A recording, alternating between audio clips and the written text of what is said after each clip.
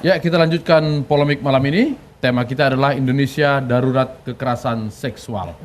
Darurat kekerasan seksual. Kalau misalnya di masyarakat tidak mau melapor karena dianggap ini aib dan segala macam, apakah ada upaya atau penegakan hukum lain di level masyarakat dari masyarakatnya sendiri untuk mengatasi persoalan ini, Kang Asep? Nah, ketika ada perbuatan kekerasan seksual, ketika ada perkosaan, ada penganiayaan, bahkan pembunuhan, baik terhadap perempuan maupun anak, itu adalah kriminal tadi saya katakan. Dimanapun ini universal, bahwa itu adalah kejahatan. Ketika ada orang mengatakan ini adalah kearifan lokal, budaya lokal, kita udah Cepopong mengatakan tadi, kita ada budaya Pancasila. Ya. Budaya Pancasila dikatakan dari sila pertama, sila kedua, sila ketiga, sampai sila keempat, dan turunannya. Ya, kita harus jatuh ke situ. Memang ada kearifan lokal, ada budaya lokal yang mentolerir perbuatan-perbuatan tertentu, itu aib. Tapi jangan dibiarkan soal aib. Kalau aib dibiarkan berturut-turut, akan menjadi kebiasaan. Bisa itu karena biasa. Ya. Harus dilakukan seperti katakan, laporlah ke LSM, laporlah ke KPAI atau kepada kementerian negara. Kalau ada pembiaran, nanti para pelaku pedofil, pelaku yang melakukan seksual itu akan merasa tenang aja, toh akan ditutupi. Paling-paling gue suruh ngawin. Itu kan bukan budaya bangsa Indonesia, itu adalah budaya penyimpangan. Sekali lagi kita harus ada menuju hal yang sama, bahwa budaya kita adalah budaya berbudi, pekerti, budaya berbudi sekali lagi, bukan budaya berbayar. Oke, baik. Sofi, apakah ada terkait dengan budaya ini, apakah ada stigma di level masyarakat sehingga kemudian kekerasan terhadap perempuan dan anak ini terus berulang? Satu hal yang sebenarnya selalu kita dengar kalau misalkan kasus-kasus ini mencuat adalah apa yang dipakai oleh si korban, kapan si korban keluar, apakah dia sendirian, apakah dia apakah dia melawan, apakah dia keluar dengan pacarnya, apakah dia keluar terus minum-minum. Nah, sebenarnya semua ini itu kembali lagi adalah victim blaming atau menyalahi korban. Kenapa nggak ada yang nanya si pelakunya ngapain? Yeah. Kenapa nggak ada yang nanya terus kenapa pelakunya melihat perempuan ini sebagai seorang objek seksual. Sebagai objek seksual. Kita menseksualitaskan perempuan, menobjektify perempuan tanpa kemudian melihat apa sih sebenarnya yang salah pada pelaku ini, bukan pada korban. Jadi masalahnya bukan di pakaian, tapi kalau misalkan kita bilang itu salahnya perempuan, berarti apakah sebenarnya laki-laki itu terlahir sebagai seorang pemerkosa? Okay. Apakah kemudian ketika dia melihat seseorang berpakaian kurang tertutup menurut norma-norma masyarakat, kemudian dia secara otomatis kemudian akan berubah jadi seorang pemerkosa? Itu kan sebenarnya merendahkan laki-laki dong. Oke. Dan itu bisa diatur lewat undang-undang? Bisa, mengatur sangat perubahan bisa. Perilaku itu? Sangat bisa. Kalau misalkan kita lihat dari segala proses penyidikan, bagaimana cara seorang penyidik menyusun BAP, pertanyaan-pertanyaan yang diajukan pada saat penyidikan, itu akan sangat-sangat bisa diatur.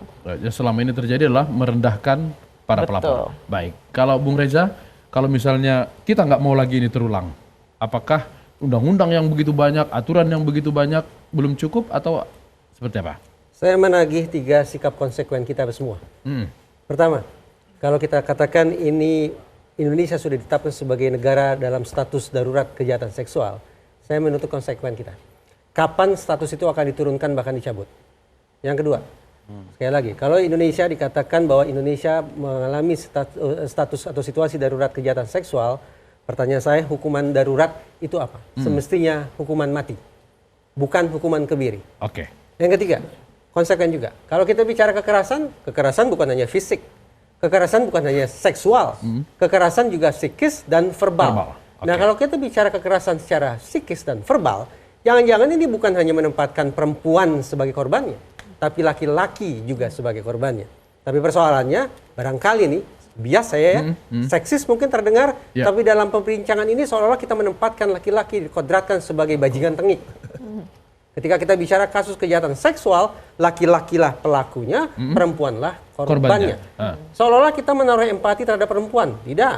Secara tidak langsung kita memposisikan kian mapan perempuan sebagai orang yang lemah dan laki-laki sebagai Firaun. Oke. Kembali, konsekuen tidak? Kejahatan seksual, kejahatan apapun itu, kekerasan apapun itu bisa dialami oleh anak-anak, perempuan, dan laki-laki.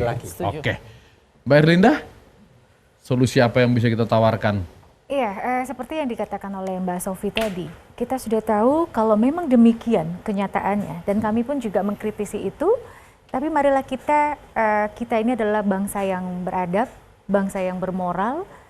Mengapa kita tidak berikan solusi itu dengan cara kita berkoordinasi dan kita bersinergi? Oke. seperti yang sudah dilakukan Kementerian PPA sudah cukup bagus, melakukan suatu pelatihan, melakukan suatu workshop maupun TOT kepada aparat penegak hukum tadi. Itu satu solusi yang bijak kalau menurut kami. Karena kami adalah tadi lembaga pengawasan tadi. Yang berikutnya adalah kita tahu bahwa lagi-lagi jumlah masyarakat Indonesia sebegitu banyaknya dan begitu luasnya, dan jangan dilupakan budaya pun juga menjadi satu hal yang membuat ini pun jadi permasalahan. Ditambah lagi, jangan lupakan juga, kita adalah negara yang saat ini pada masa era teknologi, di mana teknologi bebas nilai, tergantung siapa yang menggunakannya. Pada saat anak-anak kita tidak disiapkan dengan pendidikan karakter seperti Cek Popong tadi katakan, jangan dikira nanti teknologi ini yang akan membunuh anak kita itu. Teknologi itu bisa bermakna sebagai penyebaran pornografi yang begitu gampang? Pisau bermata dua. Pada saat pada suatu saat yang sama, dia akan bisa mencerdaskan anak bangsa kita. Tapi pada saat yang sama, dia akan bisa membunuh anak bangsa kita dan membuat itu semuanya. Jadi kami katakan tadi di awal saya katakan, jargon saya stop berpolemik, tapi bukan program polemik yang stop. Tapi kami katakan, jika malam ini kita sudah menemukan beberapa solusi, kenapa tidak dicoba oleh pemerintah? Kenapa kita tidak coba sendiri, kita bersama juga DPR? Karena kami yakin Pak Daulay juga punya anak, Pak Wahyu punya anak, Mbak Sofi, saya pun juga kita punya anak. Apakah kita mau membiarkan itu? Kita menyelamatkan anak kiri kanan, walaupun dia bukan anak kita, kita menyelamatkan bangsa kita sendiri. Bangsa kita, baik. Koordinasi, pengawasan DPR, apakah bisa kita upayakan untuk menurunkan status darurat ini?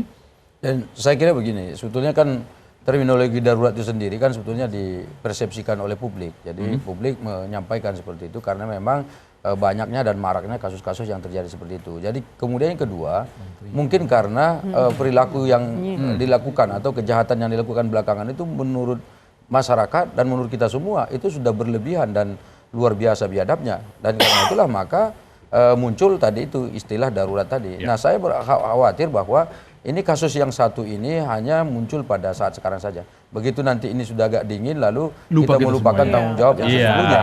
Nah, karena itu sekali lagi kita jangan hanya misalnya responsif seperti itu. Nah, harapan saya adalah bahwa nanti kalau misalnya ada usulan masyarakat, ya kan, yang berkaitan dengan tugas dan tanggung jawab DPR, misalnya pembuatan legislasi, penganggaran, kemudian pengawasan, tentu kita dengan senang hati untuk menerima masukan itu. Dan jika masyarakat merasa membutuhkan itu, walaupun tadi ada yang katakanlah merasa bahwa jangan-jangan undang-undangnya diganti juga tidak implementatif. Tetapi kalau masyarakat menginginkan itu, tentu saja kita akan mendengar itu, karena tugas DPR adalah mendengar aspirasi. Aspirasi yang disampaikan masyarakat harus diperjuangkan. Dan itulah tugas DPR. Sistem perlindungan anak. Kita kan tahu kita ada sistem perlindungan anak. Tapi sekarang pertanyaannya, apakah sistem itu sudah terintegrasi? Apakah sistem itu sudah optimal? Apakah sistem itu sudah terimplementasi? Baik. Pak, ini banyak sekali masukan kepada pemerintah. Kalau misalnya darurat ini dianggap sebagai bisa ihwal mendesak untuk membuat perpu, apakah mungkin mengeluarkan perpu? Sudah saya katakan tadi bahwa sejak Presiden Jokowi mengutarakan bahwa ini namanya sudah darurat dan perlu ada perpu kebiri. Kami dari Kementerian PPPA sudah menyiapkan draftnya itu dan sudah jadi, dan sudah beberapa Bu Khofifah pun sebagai Mensos sudah mendukung sekali, dan terakhir Jaksa Agung juga mendukung. Sehingga dan kami dalam konsep itu sebetulnya kebiri itu adalah hukuman tambahan. Tetap yang pertama dituntut yang terberat sesuai dengan undang-undang, ditambah hukum kebiri ini tadi. Nah, itu kami harapkan memang, karena dimanapun akan ada pro kontra, saya cenderung bahwa perpu itu harus dijalankan, dikeluarkan.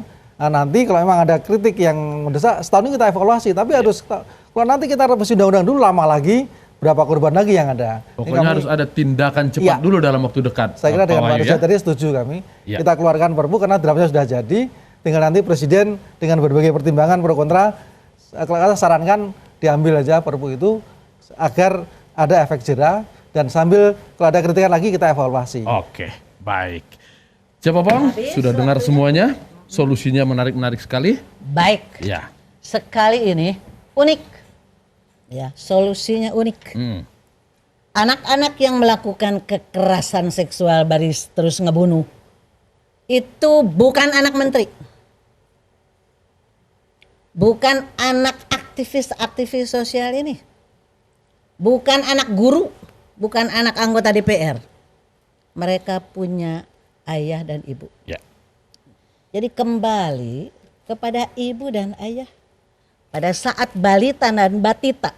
Nah, tadi sudah disinggung sedikit Neleng-Nengkung. Cepopong akan menyanyikan itu. Isinya adalah bagaimana seorang indung dan seorang ayah harus memelihara, mendidik anak itu, ya. Bukan seorang penyanyi saya, jadi jangan didengar suaranya. Untuk yang ngerti Sunda syukur, untuk yang tidak ngerti tanyakan. Neleng-nengkung, neleng-nengkung, gerah gede, gerah jangkung, gerah sekolah ke Bandung, gerah makayakeun indung, ku indung di jurung-jurung, ku bapa di jaring-jaring, di aping berang jeung peuting, di pepende ku hariring. Terima kasih.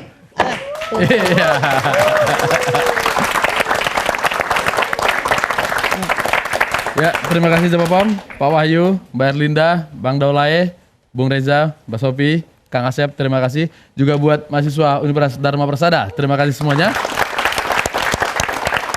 Dan juga buat Anda pemirsa di rumah, terima kasih sudah menyaksikan Polemik. Mudah-mudahan perbincangan pada malam hari ini bermanfaat. Kita harus mengambil hikmah. Kita tidak boleh larut dalam kesedihan, tapi harus ada hikmah supaya tidak ada yuyun-yuyun yang lain. Supaya anak dan perempuan menjadi tonggak bangsa. Untuk Indonesia yang lebih baik, Latif Sregar, pamit.